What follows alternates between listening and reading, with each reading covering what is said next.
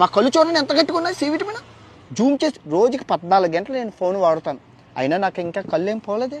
ఇప్పుడు పిల్లలందరికీ చెత్తవారం 50% పిల్లలకి కళ్ళు లోపం రావడానికి కారణం ఏంటి?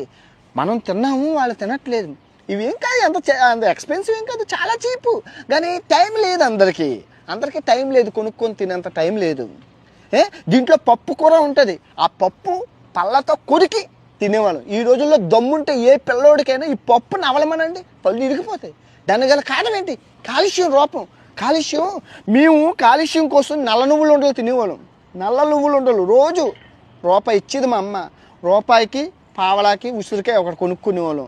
మళ్ళీ చూడండి మెనూ చూడండి, పావలాకి స్వీటు నవ్వలుండి కొనుక్కునేవాళ్ళం. తర్వాత పుట్నాల పప్పులు శనగలు పావలా కొనుక్కునేవాళ్ళం. ఇంకా పావలా మిగిలితే తాండ్ర కొనుక్కునేవాళ్ళం. మా జీవితాలు ఆ రోజులు ఎంత ఆనందకరంగా ఎంతో హెల్దీగా ఉండేవి. ఇప్పుడున్న పిల్లలు చీటోలు చిప్పులు బిప్సులు గిప్సులు అన్నీ కెమికల్ ఫుడ్, అన్నీ పోషక, అన్నీ ఆ నూడిల్స్ దిక్కుమాల ఫుడ్ తిని ఆ విష పదార్థాలు తిని చేస్తున్నారు.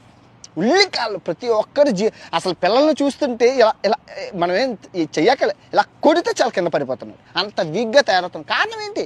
తల్లిదండ్రులు, ఈ స్కూల్ యాజమాన్యాలు తల్లిదండ్రులు దీనికి కారణం అండి. నేను చెప్తాను, మీకు చెప్తాను.